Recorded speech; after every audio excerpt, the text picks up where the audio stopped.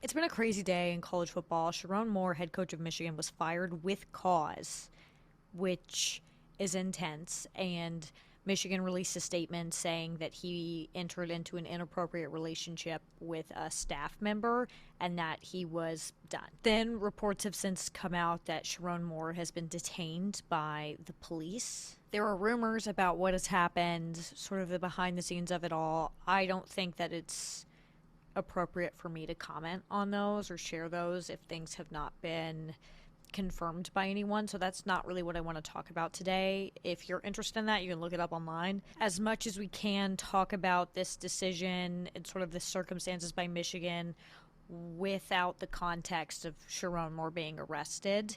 This is obviously very serious. This has taken a dark turn. I don't want to take it lightly, but I do want to talk about sort of the college football aspects of it and the decision making by Michigan. So, from the information I have gathered, first, I seem to be the least in the loop person in the world because everyone allegedly knew about this Sherrone Moore affair that's been taking place for a while now.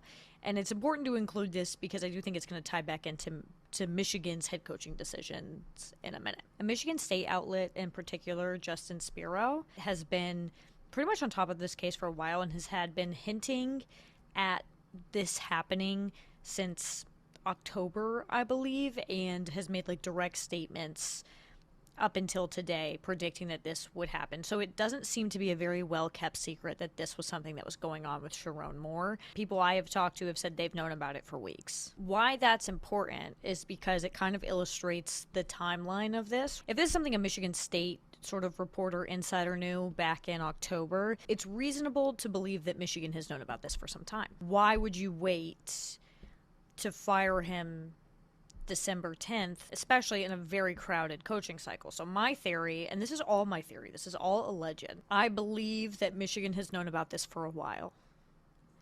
And I believe that if you look at this season, I think Michigan fans would be disappointed with it. But decent record.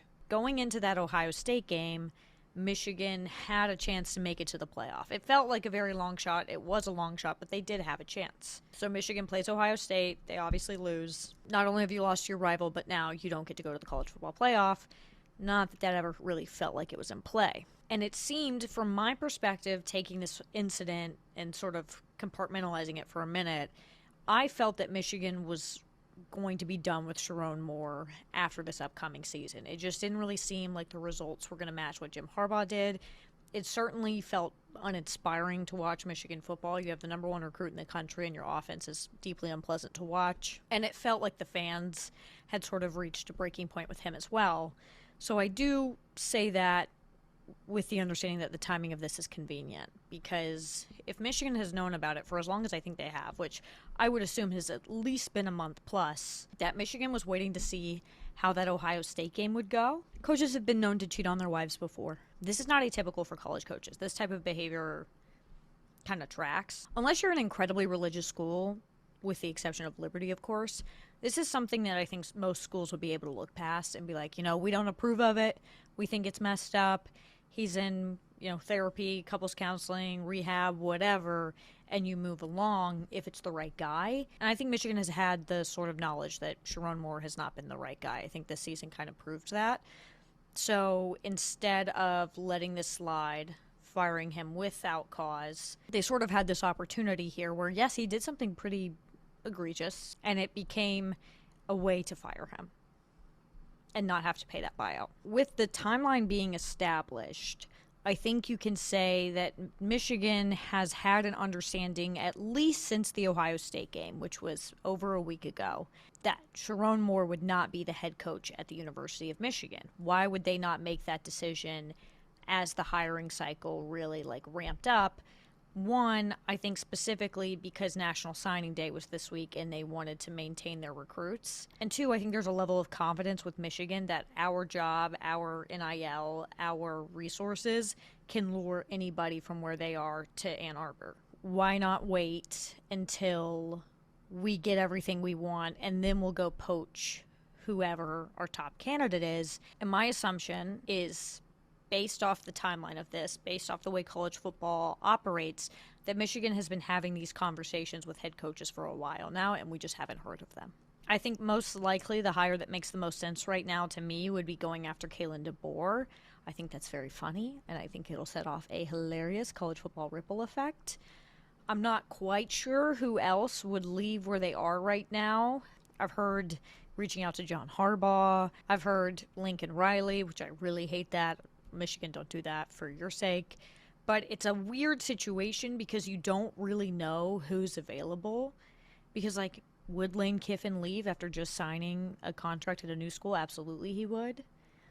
How dry are these signatures that these new coaches have just signed? What is Michigan able to offer? Which is a lot.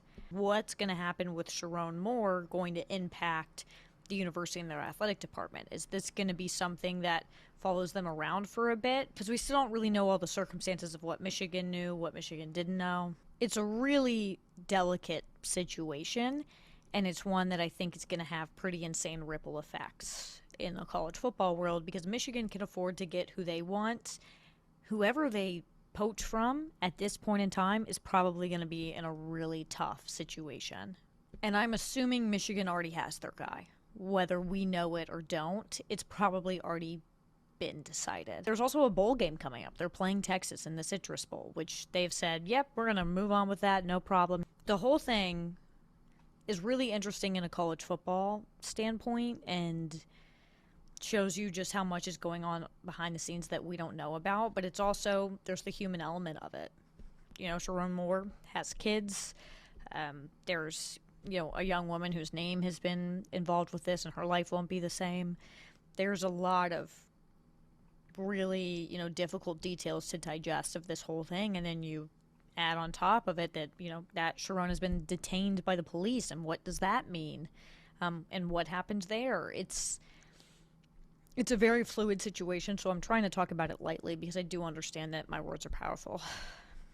That's why I have 5,000 subscribers on YouTube, because my words are powerful. But as for Michigan, I think they'll be fine. I think they'll get who they want. But on the bright side, we're not talking about Notre Dame anymore, and that's nice. You girl needed a break from that. If you liked this video, which is kind of a bummer, you know, it's hard to be, like, upbeat.